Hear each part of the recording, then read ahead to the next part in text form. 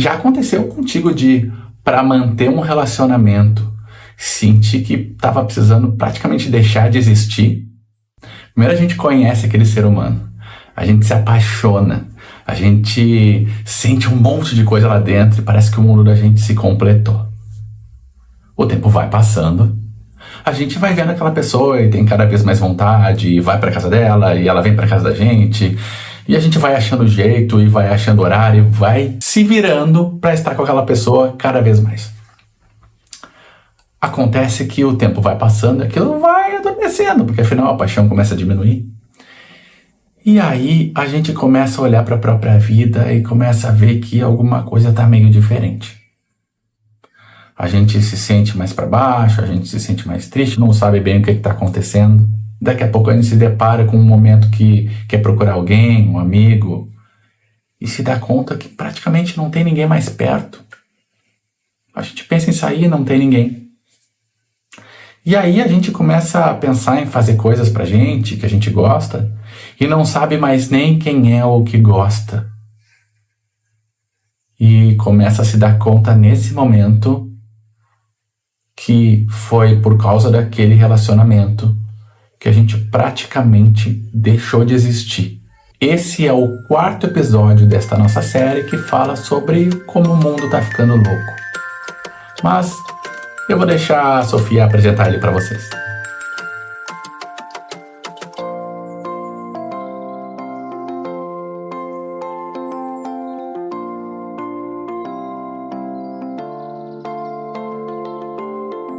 Como viver melhor em um mundo que está ficando louco? Episódio 4. Talvez o problema não seja o seu amor. Antes de eu seguir, gente, tu tá vendo o vídeo, tá? Dá um like ali. Eu sei que é um chato, todo mundo pede, mas é que o que acontece? Quando as pessoas curtem e começam a seguir a página da gente, por exemplo, se tu tá vendo esse vídeo e não tá inscrito ali no canal, o algoritmo ele parece que não entrega o vídeo para mais gente. Então a gente pede para que o conteúdo vá adiante. Se tu tá na plataforma de podcast, segue o nosso canal para continuar recebendo os conteúdos. E quem sou eu? Meu nome é Renato Guaragni, eu sou um psicólogo clínico que atendo diariamente pessoas e tenho feito essa série porque eu estou baseando em cima de coisas que as pessoas têm me perguntado, me pedido, e sim, o mundo enlouqueceu. Mas, para a gente chegar aí, vamos começar com a notícia que a gente faz todo o episódio, que exemplifica bem tudo isso, para mim te mostrar que alguma coisa parece que está muito errada nesse mundo, principalmente quando a gente fala sobre amor. Essa matéria que vai aparecer aqui agora aí para ti, eu tô olhando aqui no meu computador, e ela me chocou quando eu vi. Eu já fazia horas que estava pensando em como falar sobre relacionamentos, mas o site é Mundo Conectado. A matéria do site diz o seguinte: influencer vira namorada virtual usando IA e cobra $1 por hora. A influenciadora pode faturar até $5 milhões com a IA. Uma influenciadora, conhecida como Karen Marjorie, que conta com mais de 1,8 milhão de seguidores no Snapchat, apresentou para os seguidores uma versão de si mesma utilizando inteligência artificial. Chamado de Karen AI, ela conversará com os usuários e poderá ser a namorada virtual em troca de $1 por minuto. Além disso, ela mantém relacionamentos com mais de 1.000 parceiros, dedicando de 10 minutos a várias horas por dia em conversas individuais, abordando planos futuros, compartilhando sentimentos e até participando de diálogos com teor sexualmente explícito. Tá, não tem nada de muita novidade no mundo, né? É isso que me assusta, mas vamos continuar. O resultado é o Karen AI como uma voz e personalidade que se assemelham ao máximo possível à da humana Marjorie. Sua voz e personalidade são tão semelhantes à humana Marjorie que as pessoas estão dispostas a pagar R$5 por minuto para estabelecer um relacionamento com essa entidade artificial. Abre aspas. Se você precisa de alguém para ser reconfortante ou amoroso, ou apenas reclamar sobre algo que aconteceu na escola ou no trabalho, Karen AI sempre estará lá para você. Você pode ter reações possíveis e limitadas com Karen e I. Então, tudo é realmente possível como uma conversa, disse a verdadeira influenciadora ao Fortune. Valor obtido em uma semana surpreende, mas pode ser maior. Embora Karen e I esteja em fase de testes beta e cobrando dos usuários por apenas uma semana, ela já gerou uma receita impressionante de $71.610, proveniente dos seus 99% de parceiros masculinos. Essa informação foi compartilhada com a Fortune pelo gerente de negócios de Marjorie por meio de uma declaração de renda. Entretanto, é possível que a criadora de conteúdo consiga aumentar ainda mais a renda. Um prognóstico aponta que caso ela consiga 20 mil assinantes e namorados virtuais, é possível que ela consiga faturar incríveis $5 milhões, cerca de 24 milhões de reais na cota atual. Abre aspas. Sou muito próxima do meu público, diz ela. Mas quando vocês têm centenas de milhões de visualizações todos os meses, não é humanamente possível falar com todos os espectadores. E foi aí que eu pensei, sabe de uma coisa? Karen e I vai vir e preencher esta lacuna, destacou. Gente, se tu achou isto normal, pelo amor de Deus, assiste este vídeo até o final. Se tu achou isso estranho, eu tô contigo. E resolvi começar a estudar um pouco esse assunto. E se tu achou isto completamente bizarro, talvez tu ainda tenha salvação nesse planeta.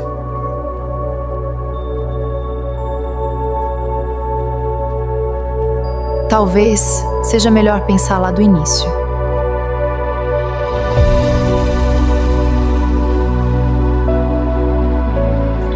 É justo, Sofia. Vamos começar a destrinchar isso. Eu vou ler algumas coisas aqui, porque obviamente eu não sei tudo de cor, mas eu dei uma boa pesquisada em muita coisa sobre a história do amor, que é a palavra de hoje. Primeiro que a etimologia diz que o amor vem do latim amore, que é um verbo derivado de amare, que significa cuidar, ter afeição.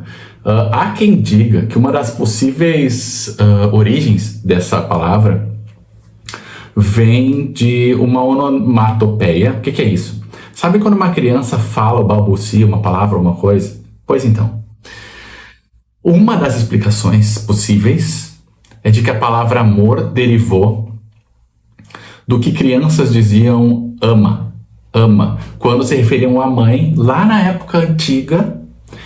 Então, dentro desse idioma que eles usavam, o amare, elas falavam ama, como se fosse falar mamãe. E aí, a palavra ama teria em tese dado origem à palavra amor ou amare, que virou o amor que a gente conhece hoje. Essa é uma das explicações aceitas. Existem outras. Existe uma, por exemplo, que correlaciona o amor como se o A fosse negação, amor de morte. Então, o amor é a ausência da morte. Essa é um pouco menos aceita, mas enfim, também existe essa explicação em tese. E como é uma coisa bem complexa essa origem, eu fui também na origem grega. E aí grega, provavelmente já sabe que amor, eles tinham várias formas de falar amor. Existia o eros, que era esse amor erótico, que não é necessariamente só sexual, mas também, que é o amor que eu tenho por alguém, que eu tenho desejo e atração erótica também.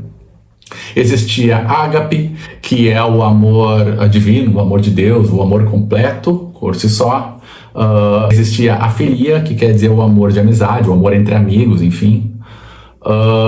E também existia storge, que em tese é este amor familiar, que tem mais a ver com essa origem que a gente está falando da palavra ama, amar e amor. O que isso significa para ti, resumindo? Para pensar o seguinte: se eu estou tentando definir a palavra amor lá de início, a gente já tem alguma dificuldade de entender a origem da palavra. Ela não é tão bem aceita, embora é o mais provável que amor venha do latim do verbo amare, mas a origem do verbo amare é meio relativa. Os gregos não tinham uma palavra, eles tinham várias. Então, às vezes a gente se pergunta se ama alguém, se ama algo, e no consultório as pessoas me perguntam: Renato, eu não sei se eu amo. Eu pergunto: tá, como assim? Porque amor é uma coisa muito ampla. Tu pode amar eros, tu pode amar filia, tu pode amar storge, tu pode amar de várias formas, sem necessariamente ser esse amor erótico para relacionamentos. E aí, quando a gente começa a dar esses nomes para a palavra, fica mais fácil. Então, resumindo, às vezes essa dúvida que tu tem aí está muito mais relacionada a uma palavra amor, que na verdade quer dizer muitas coisas e que a gente foi englobando tudo em uma palavra só, e que em outros idiomas, por exemplo, tu consegue subdividir ela em várias faces, que fica bem mais fácil. Normalmente, quando eu vou estudar depois da palavra, se vocês vão ver nos outros vídeos, eu vou andando pela filosofia grega e depois já vou para a parte teórica. Mas o amor é um pouco mais complexo porque, como tem toda essa subdivisão, eu percebi que também no meio do caminho, na história da humanidade, teve uma baita subdivisão disso. E se eu não for um pouco antes da Grécia e depois, eu vou podar muito para que depois, na hora de explicar tudo o que está acontecendo, eu não vou conseguir te dar todos os dados. Então, eu vou fazer uma passagem histórica do que eu fui encontrando, história e datas, enfim. E lá na frente a gente discute. Mas vamos passar rapidinho porque é bastante coisa. Então eu vou passando aqui, dado por dado encontrado sobre amor e sobre conhecimento do que é o amor. E depois lá a gente discute. Primeiro, a primeira coisa que eu encontrei foi Ísis nas pirâmides do Egito. Alguns escritos que remetem a Ísis e Osíris. Osíris teria morrido e sido destroçado, e Ísis teria andado por tudo para encontrar os pedaços dele. E aí é a primeira manifestação de amor que a gente percebe, encontra escrito na história, ou pelo menos foi o que eu encontrei, em que Ísis teria juntado todos os pedaços de Osíris e assim dado uma conotação de amor à junção, a buscar pedaços que faltam e fazer com que o amor fosse um sentimento ou uma energia que pega algo que está despedaçado e junta tudo. Isso, Ísis, 2400 a.C., no Egito Antigo, nas pirâmides.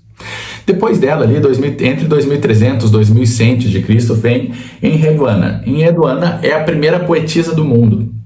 E é os primeiros versos que a gente encontra de uma mulher escrita, ou de um dos primeiros poetas do mundo escritos, de fato, e que se tem achados, e que os versos dela dizem mais ou menos o seguinte: noivo querido do meu coração, grande é a tua beleza, doce como mel. Leão querido do meu coração, grande é a tua beleza, doce como mel.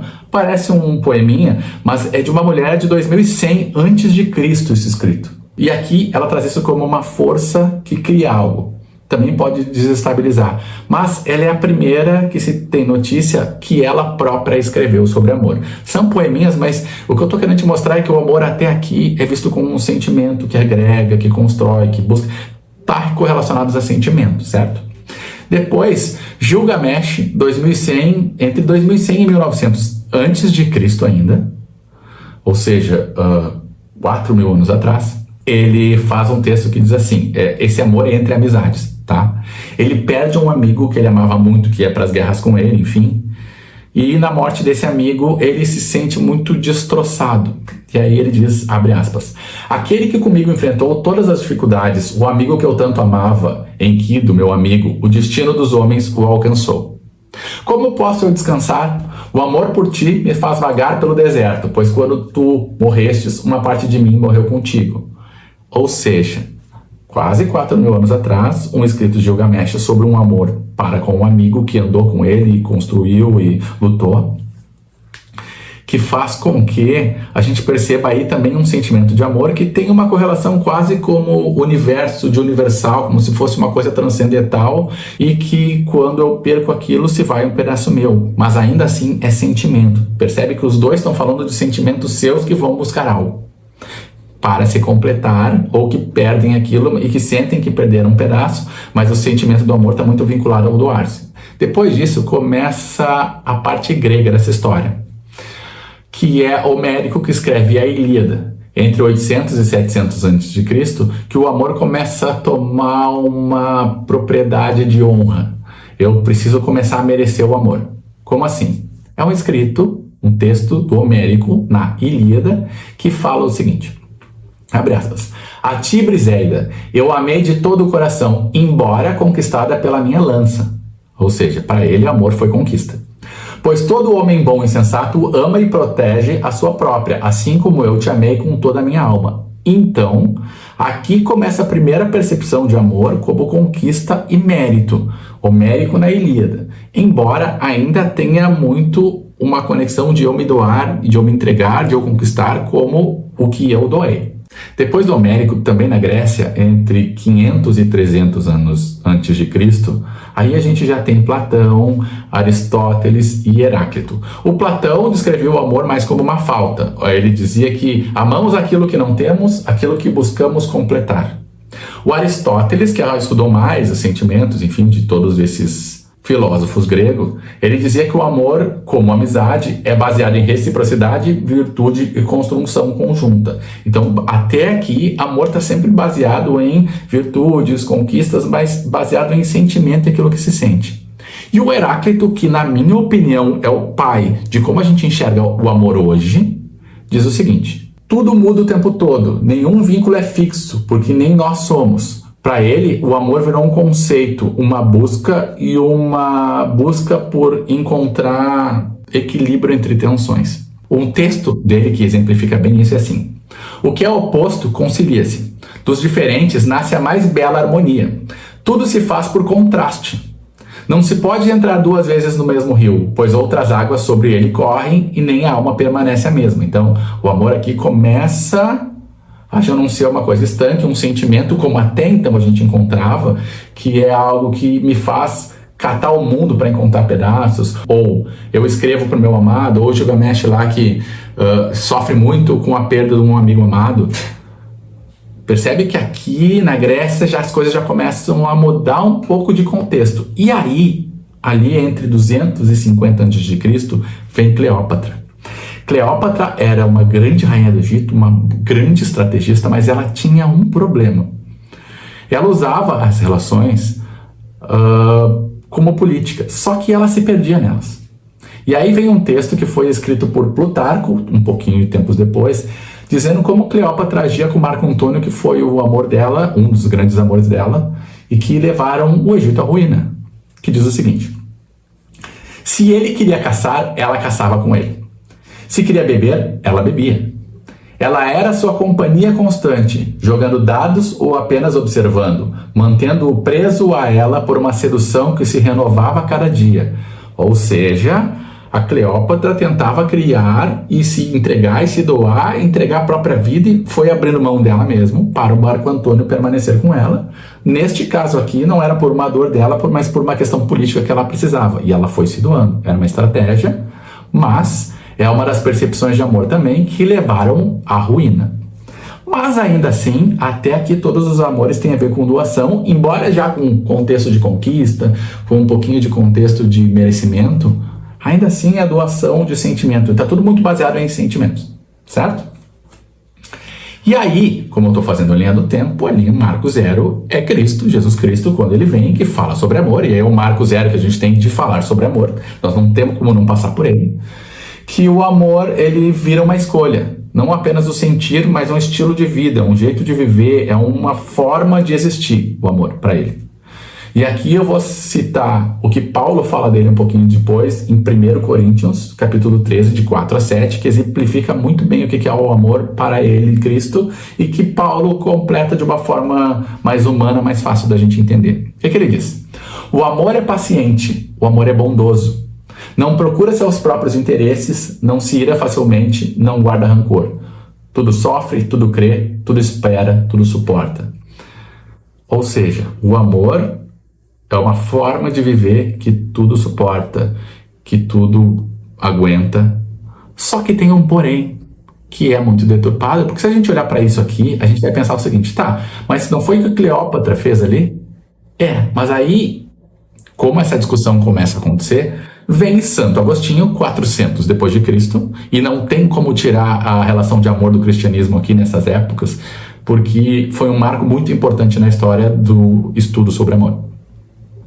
Santo Agostinho, ele tenta explicar essa divisão que a gente está falando, e ele diz o seguinte: a medida do amor é amar sem medida, mas a desordem no amor, ou a dor que vem, é quando fruímos o que deveríamos apenas usar e usamos o que deveríamos fruir. E aí ele explica: quando transformamos o outro no nosso centro de gravidade, criamos uma idolatria que inevitavelmente gera vazio e a perda da própria identidade, que é o que a Cleópatra fez lá com Marco Antônio. Ou seja, esse amor que nós estamos falando do Cristo aqui, que ele falava, ele não é o amor eros, ele é amor ágape, que é o que os gregos falavam do amor a uma divindade. Só que em tese, quando a gente se entrega, se doa demais e deixa tudo que é por um outro ser humano, a gente não está fazendo a ágape. A gente está usando um outro ser humano como uma divindade. E eu me entrego àquele ser humano como se ele fosse uma divindade e esqueço a minha vida.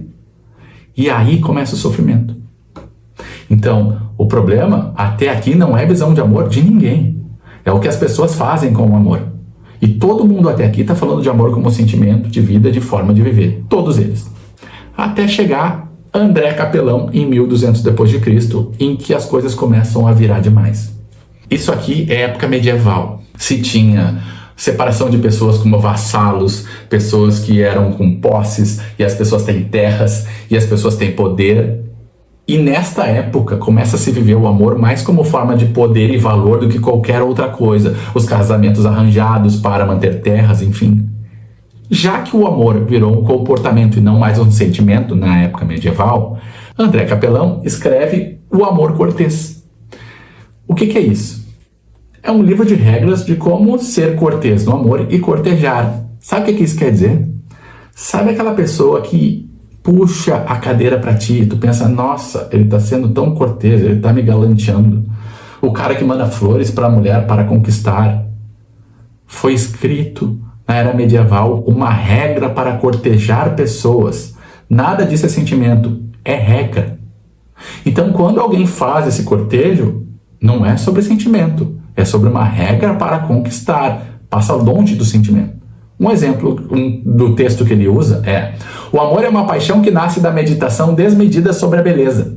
Aquele que ama vive em constante temor, teme não ser digno, teme perder o favor da amada, teme que seu esforço não seja suficiente. Então o amor tem a ver com fazer esforço e ser amado por aquela criatura através do meu valor. Se a gente olhar lá atrás, já tinha uma relação de amor como conquista e valor ali no Homérico, na Ilíada, mas ainda não tinha essa conotação de posses, de coisas. O amor vira um negócio de alguma forma aqui na época medieval, não por culpa do André Capelão, mas esse livro que ele escreve, ele se alastra porque está dando voz a uma mentalidade que está acontecendo na época, e a gente vive às vezes e espera amores que tenham esse tipo de comportamento cortês. E isso é um problema, porque aqui a gente já não vive mais de sentimento. E depois disso, eu tenho 2 caras para te falar ainda sobre filosofia, que a gente já está terminando, que mostram onde tudo isso foi parar. Porque até então o amor era de uma forma. Daqui, olha a visão dos filósofos de como o mundo foi vivendo isso. Goethe, 1770 depois de Cristo, ou seja, lá quase 4.000 anos depois da primeira visão de amor que a gente teve lá de Ísis e Osíris, ele diz que o amor ele é vivido para ser entregue por completo e virar um sofrimento. Abre aspas. Se não estivessem presentes os sentimentos, a minha vida seria um vácuo. O meu coração está morto por causa dela. Eu nada sou sem este amor. Ele é o meu tudo, o meu mundo, minha única verdade. Vamos voltar lá no Santo Agostinho, que dizia que quando eu uso esta outra pessoa como divindade, vem sofrimento. Só que aí virou uma forma de viver e existir. E aí, para completar, por volta de 1900, vem Nietzsche. E Nietzsche é o suprassumo da falta de crença. É o suprassumo da falta de fé e do cinismo da humanidade, um filósofo. E ele, olha o que ele diz sobre o amor, e ele não está errado. Só que a questão é que esse amor que ele está descrevendo aqui não é o sentimento. Olha o que Nietzsche diz. O amor é o que há de mais ingênuo no desejo de posse. Se o examinarmos sem os seus ornamentos, veremos que ele é um egoísmo a 2. Uma avidez de 2 seres que procuram mutuamente uma nova propriedade. Então, olha aqui. Só para a gente encerrar, porque eu sei que foi muito hoje na filosofia, está um pouquinho maior, mas eu não tenho como passar sem isso. Talvez a pergunta que eu esteja me fazendo, que a gente tem que começar a se fazer é o seguinte: como é que raios a gente saiu do amor de Ísis e Osíris, em que a pessoa catava o mundo para encontrar pedaços e ter completude, em que o Gilgamesh lá perdia um amigo e se desmanchava, em que Cleópatra entrega a vida, em que Cristo diz que a gente tem que viver e se entregar por aquele sentimento. Como a gente sai disso para viver numa sociedade que acredita que o amor é o que há de mais ingênuo no desejo de posse, uma avidez de dois seres que procuram mutuamente uma nova propriedade. Entende a discrepância de uma coisa para outra? Quando a gente começa a olhar essa linha do tempo, do amor e de como o amor foi vivido nas culturas da própria humanidade, eu peguei várias épocas e várias culturas e lugares do mundo diferentes, eu preciso dizer para ti que é muito claro para mim que alguma coisa aqui tá muito fora do esquadro e que se tu tá sofrendo por amor e como as pessoas estão amando hoje, e se a gente olhar para a notícia que a gente falou ali sobre o amor no Maiá, meu amor, começa a se explicar. Alguma coisa se perdeu na humanidade nos últimos séculos, nos últimos milênios, e nós estamos vivendo o resultado de alguma coisa muito errada. Até aqui está tudo lindo, mas agora vamos ver o que os dados dizem pra gente.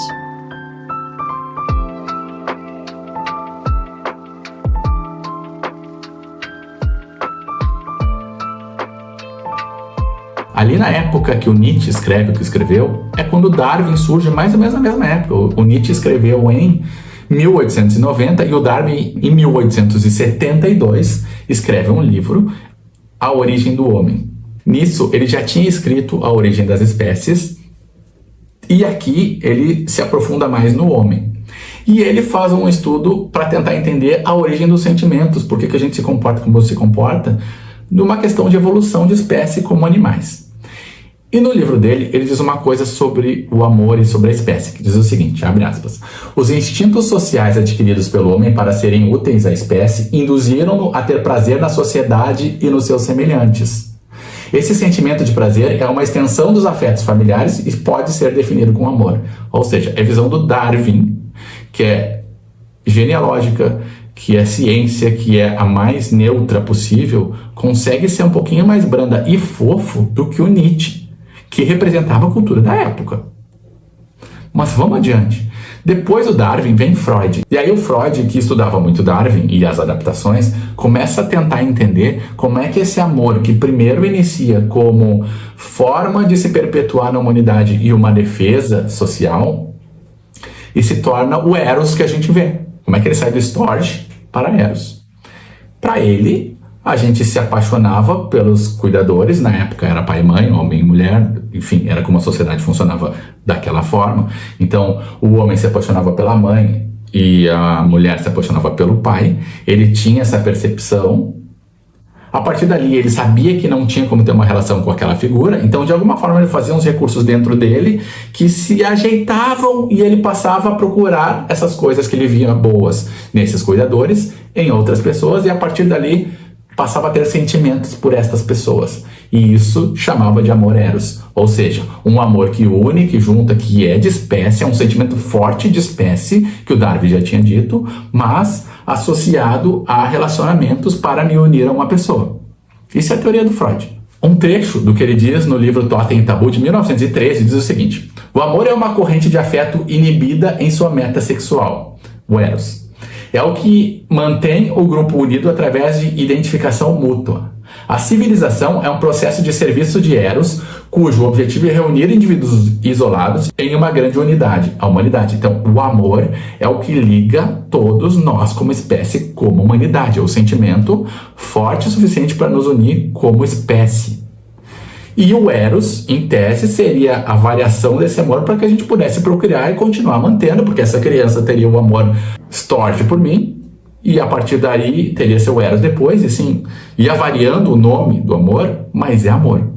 Sentimento que nos une e nos faz mais forte como espécie. Isso a ciência está dizendo. Agora olha e pensa lá atrás, o que a gente foi fazendo com a cultura do amor, que lá no início, na Íris e no Osíris, já dizia algo assim, a gente se une, e o Gilgamesh já olhava lá e perdia o amigo e sentia uma dor, ou seja, estava tudo muito encaixado, fazia sentido para a espécie. Agora, como a gente chegou no Nietzsche? Pois é, a gente vai chegar aí. Mas, se tu ainda acha que o Freud estava só viajando e que tem coisa errada aí, deixa eu te contar uma coisa que alguns experimentos que vieram logo depois, eu vou tentar passar rapidinho por eles. O primeiro é de Conrad Lorenz, esse eu vou ter que ler, tá? O Lorenz demonstrou que o vínculo não é uma escolha consciente ou uma lei moral, mas uma programação biológica imediata que o Darwin já vinha dizendo. Ele observou o fenômeno do imprinting. Ou seja, o que ele fez? Ele estudou gansos e percebeu que os gansos recém-nascidos seguiam cegamente o primeiro objeto em movimento que viam. Fosse a mãe gansa, fosse uma bota de borracha ou o próprio cientista que estava fazendo o experimento.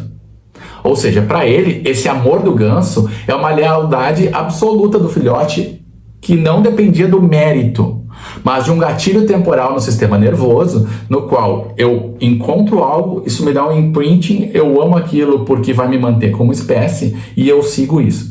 Se parar para pensar no que o Freud estava dizendo, que primeiro a gente se apaixona por pai e mãe, e botar isso aqui, a gente vê que ele tinha razão. Só que essa paixão que nós estamos falando não é necessariamente o Eros. Primeiro eu amo, depois quando eu começo a ter um sistema sexual, começa a aparecer o Eros, e aí para não viver ali eu tenho que achar um escape dentro de mim para botar em outro lugar para a espécie continuar. Depois dele vem um outro estudo que para mim é o mais impactante. Harry Harlow, em 1960, fez o estudo e o livro A Natureza do Amor. Aí eu vou ler de novo para não errar aqui, tá? Ele isolou macacos bebês e ofereceu 2 mães artificiais. Uma de arame, que segurava uma mamadeira de leite, e a outra de pano macio, que não oferecia nada além de textura. Ou seja, tinha muito afeto e era muito bom de abraçar. A pergunta que se tinha era o que esse macaquinho ia querer primeiro. Porque pensa só, a gente já descobriu que esse sentimento une a espécie. Depois vem o Freud que faz a teoria e aí o cara já prova que sim, a gente tem uma tendência a ter um sentimento imenso pelaquela primeira coisa que nos cuida, porque afinal de contas aquilo vai nos manter vivo, então a gente vai criando dentro da gente um sentimento que é necessário. Só que o Harlow queria entender a origem desse sentimento. O que quer dizer isso? A gente está ali só por necessidade de espécie biológica. Que necessidade é essa que a gente tem?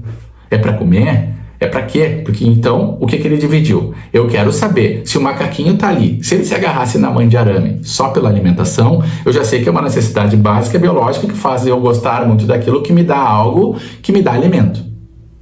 Ou eu me agarraria por algo que tem afeto, e aí quer dizer que tem alguma coisa a mais ali, um sentimento maior, ou algo que não se explica necessariamente só pela lógica da alimentação. E aí a pergunta que eu te faço é, o que tu acha que o macaquinho escolheu? Sofia, mostra pra gente o que o macaquinho escolheu. Então, Renato, para surpresa de muitos, ele escolheu a mãe de pano. O macaquinho preferiu se sentir acolhido. Que loucura, né? E esse estudo provou que a gente, como ser humano, acredite ou não, precisa mais de afeto do que de comida para sobreviver. Como assim, Renato? O macaquinho, ele não sabia de nada e a gente vem dele. Logo, este macaquinho preferiu afeto a comer. Essa necessidade de carinho, de afeição, de ser aconchegado, é mais necessária para a espécie humana do que qualquer outra coisa, e a gente enxerga isso pelo comportamento do próprio macaquinho quando não sabe de mais nada. Tu pode discutir qualquer coisa dessa, mas aquele macaquinho não tinha vivido nada. Era simplesmente ele sendo ele, sem nenhuma outra construção do mundo. Logo, a gente já sabe que, inatamente, a gente vai procurar afeição, aconchego e carinho. Depois dele vem um cara que vocês já viram muito na internet aí, que é Zygmunt Bauman, de 2003, que fala sobre as relações líquidas. Aí eu vou ler de novo, tá? Para Bauman, a gente saiu de uma modernidade sólida, onde o amor era um compromisso para a vida toda, que era lá o André Capelão, e também sentimentos, que a gente era mais profundo, ao ponto de o cara perder um amigo e chorava a vida inteira, o que vai ser de mim? E entrou na modernidade líquida. Nela, os vínculos foram substituídos por conexões, segundo Bauman. E aí vem abre aspas dele. O amor é um empréstimo hipotecário sobre um futuro incerto. Na modernidade, ou nos dias de hoje, os laços humanos são substituídos por conexões. Enquanto os laços exigem compromisso, as conexões podem ser rompidas à vontade. O medo de ser amarrado suplanta o desejo de ser amado. Ou seja, hoje, enquanto a gente escolhe relações, a gente está escolhendo conexões por aquilo que a gente vai ganhar. E aí eu te pergunto, Dentro de tudo que a gente já viu, tanto em teoria filosófica como científica, qual é a chance disso dar certo? Explica a sociedade que a gente está vivendo. Por isso que você fala tanto sobre o Bauman. Mas eu vou agora, para finalizar de vez essa parte científica, em 2 estudos, 2 mulheres. Uma é Ellen Fisher, de 2005. Ela bota pessoas em ressonância magnética. Aquelas que a gente senta e dá para ver depois escolher relações nervosas do cérebro, o que está acontecendo, quais as áreas estão sendo ativadas. E ela pega 2 grupos de pessoas. Um grupo de pessoas apaixonadas que estão se relacionando, estão namorando e estão apaixonadas. E outro grupo de pessoas que estavam apaixonadas e foram renegadas pelo quem estava apaixonado. Ou seja, estão sofrendo por amor e perda do amor. Ela botou esses 2 grupos, pessoa, uma por uma, no tomógrafo para olhar. E entregou primeiro uma imagem de uma pessoa neutra qualquer, desconhecida, e viu o que acendeu no cérebro. E depois entregou para elas a imagem de a pessoa amada, seja ela que está namorando ou seja aquela que te renegou. Sabe o que ela descobriu? Que as áreas ativadas do cérebro desses 2 grupos eram áreas muito parecidas com a do vício. Ou seja, a percepção que a gente está tendo sobre amor e paixão nesse início de relacionamento não está correlacionado o relacionamento a amor, ele está relacionado a vício hoje em dia. Abre aspas para Ellen Fisher, 2005, depois deste estudo científico em tomógrafo. O amor romântico virou um vício. É um sistema de recompensa maravilhoso quando vai bem, mas terrivelmente viciante quando vai mal. Ele é uma necessidade, mas um anseio, uma fome de todo o sistema nervoso central por um objeto de desejo específico. Ou seja, a pessoa está começando a se apaixonar por alguém, esse alguém vai embora. Eu sinto uma dor, meu Deus, eu estava com um cara, não sabia bem se amava. Ele foi embora, agora eu estou com uma dor, eu fui embora e era amor. Não. Tu tá com abstinência. Calma que essa abstinência vai passar. Porque amor, pelo que a gente está vendo, é um troço bem diferente disso, que faz a pessoa entregar a própria vida, que faz a pessoa catar o mundo aos pedaços, que faz a gente ter a sensação de que nunca vai deixar de sentir, porque é um sentimento de entrega. Quem diz isso que eu estou te dizendo é a última cientista que eu vou usar aqui nesse vídeo, Eva Illouz, de 2007, que faz um estudo. Ela é uma socióloga marroquina israelense que estudou como as redes sociais e os aplicativos de relacionamento transformaram o eu em um produto. Ela chama isso de capitalismo emocional. Eu em um produto. Ela chama isso de capitalismo emocional. Um estado onde as emoções se tornam mercadorias avaliadas por desempenho e eficiência.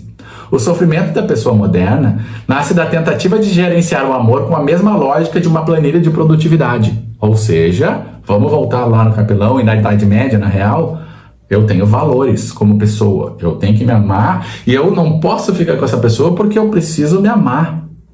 Então, mas tu ama como sentimento, quem tu é de verdade, a tua essência, ou o produto que tu gera, que tu acha que deve ter um alto valor grande? E aí, abre aspas para ela. O amor tornou-se um campo de escolhas racionais e competitivas. O eu é agora um projeto que deve ser constantemente otimizado e comercializado no mercado matrimonial. O sofrimento romântico não é mais um destino trágico, mas uma falha na gestão do próprio capital emocional. Ou seja, se eu estou sofrendo por amor, em tese, hoje a gente tem a sensação que está falhando na própria beleza, na própria inteligência, e eu perdi quem eu sou e a minha qualidade. Gente, o amor é um sentimento. Ele não tem a ver com isso. E se a gente olhar toda essa linha do tempo, eu saí de 2.400 anos antes de Cristo até 2027 nesse estudo, e tem coisas mais modernas, mas aí isso aqui ia ficar muito longo.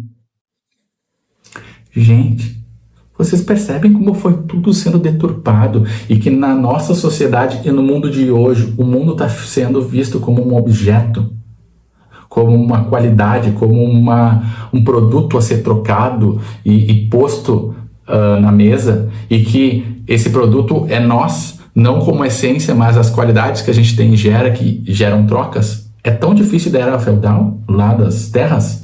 Não.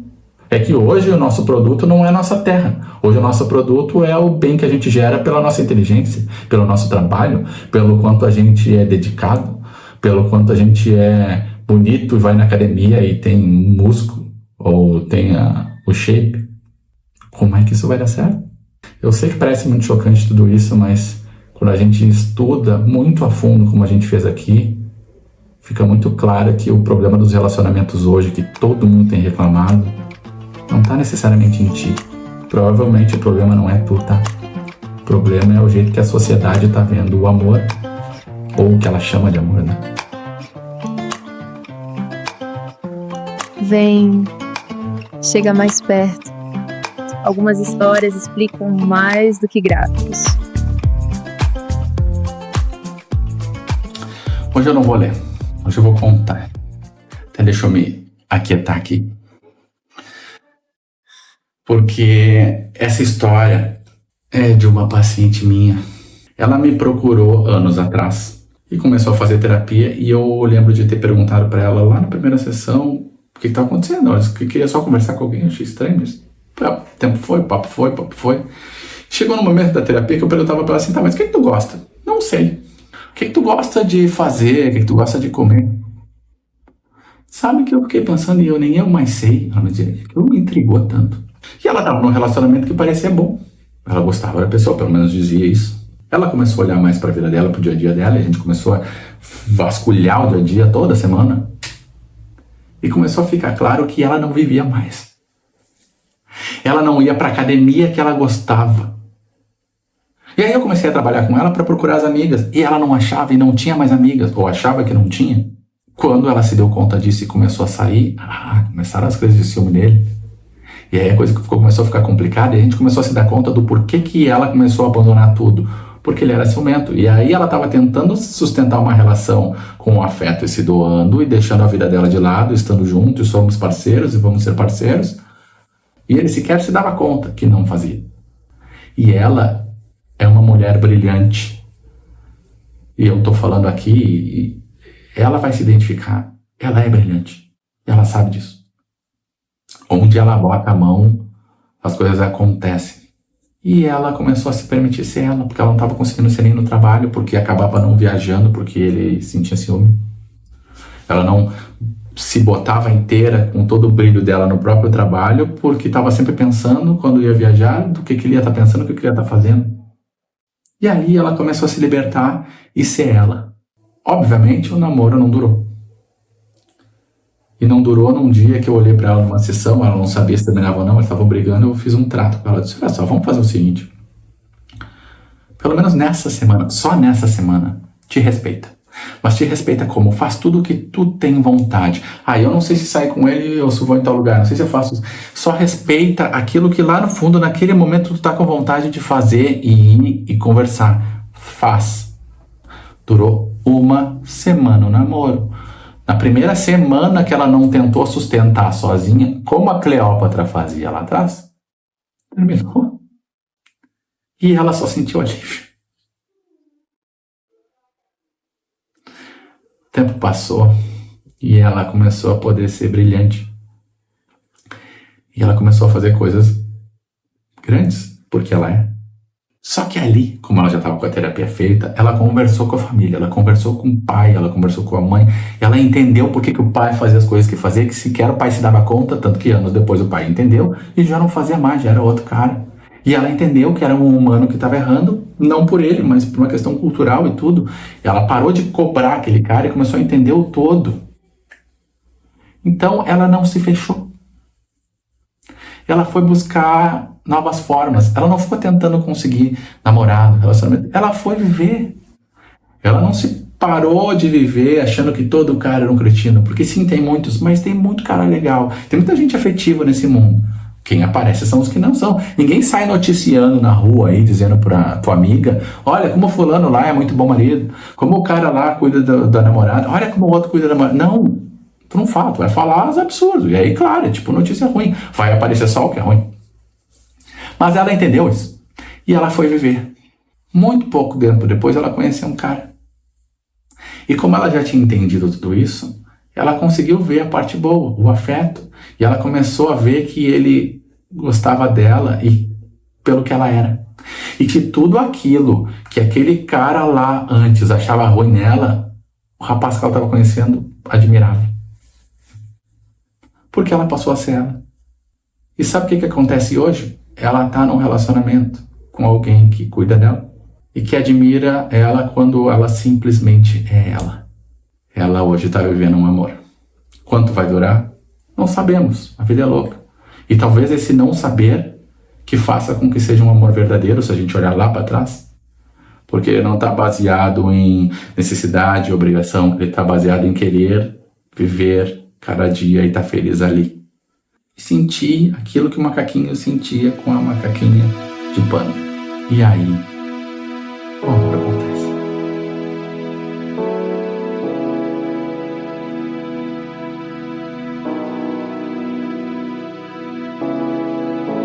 Agora calma, simplifica. A vida pode ser menos dramática do que parece.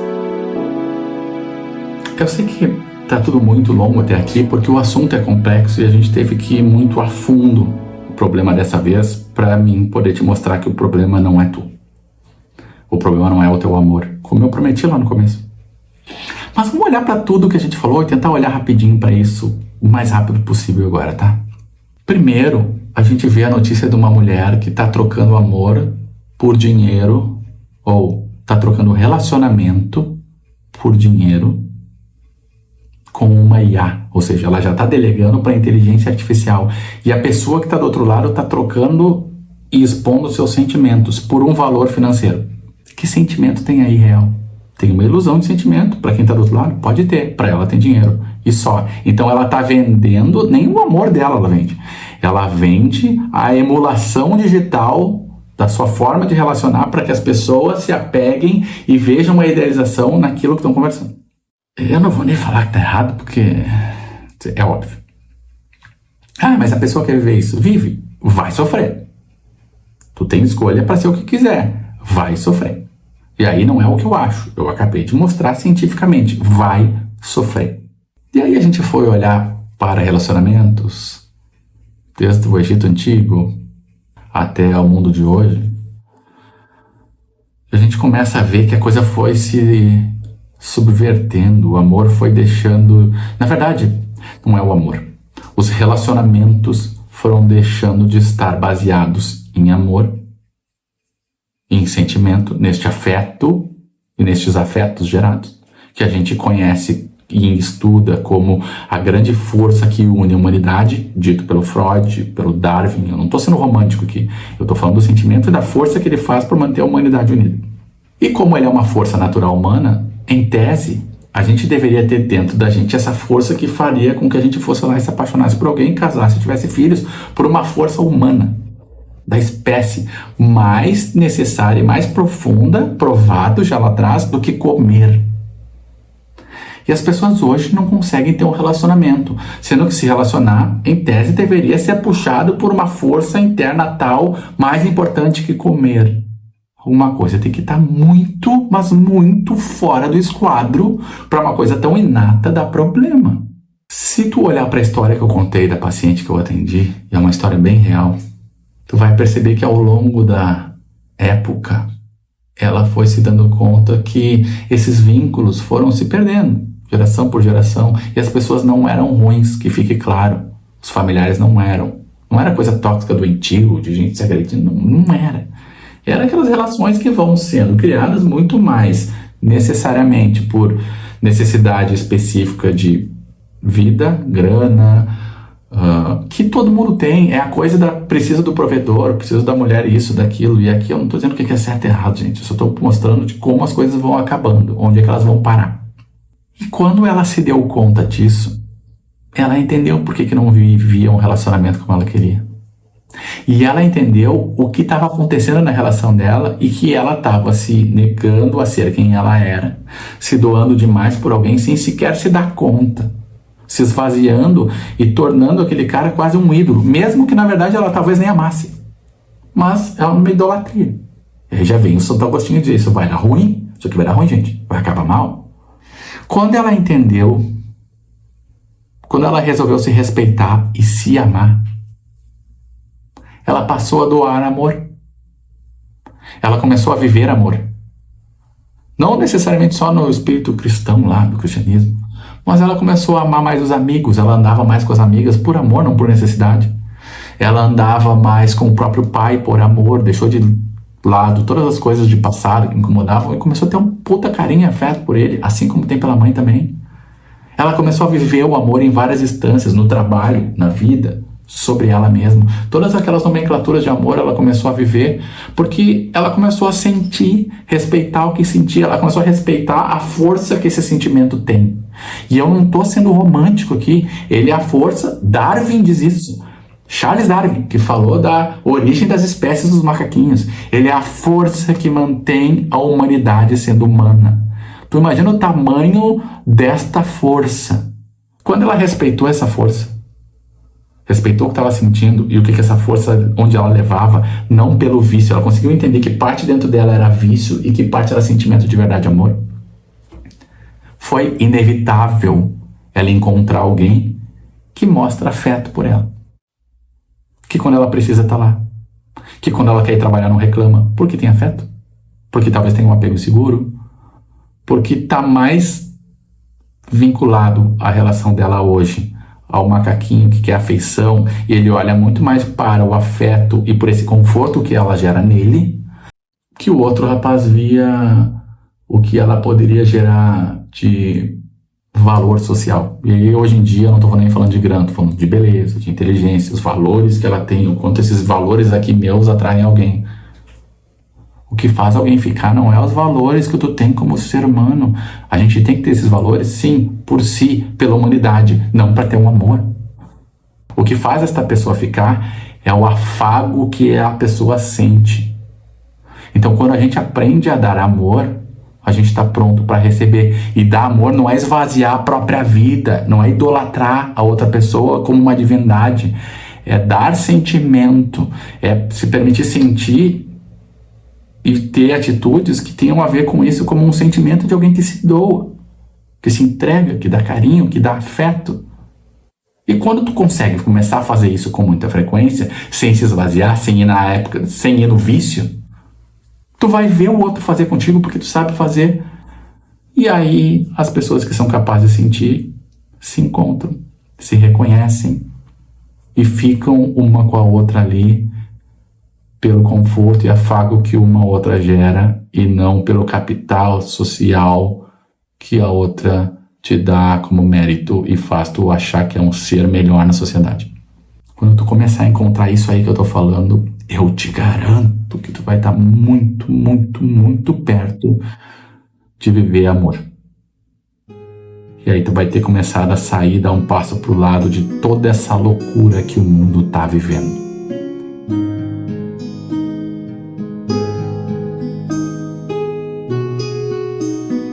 E na prática, como é que podemos aplicar isso na nossa vida? Já falei muito nesse vídeo até aqui hoje, então eu vou trazer umas técnicas que eu usei com essa paciente, devagarinho. E a primeira delas é se respeitar. Hoje, quando tu vê esse vídeo, ou essa semana, quando o contatinho mandar mensagem, quando o marido, ou quando alguém perguntar qualquer coisa, o que tu quer fazer, onde é que tu vai, te respeita. Faz o que tu tem vontade. Claro, sem trair o outro, sem sacanear, não é sobre isso que eu tô falando. É sobre fazer coisas que tu verdadeiramente quer fazer naquele dia. E diz pra essa pessoa. Se tu não tem alguém, vai lá e faz. Vive. Volta a ter contato com coisas reais que tu de fato tem desejo, porque aí o teu sentimento vai falar ali. E aí tu vai saber o que de fato tu ainda tem vontade. Não é aquela vontade meio que de dopamina que é uma necessidade, mas aquilo que bate aqui dentro.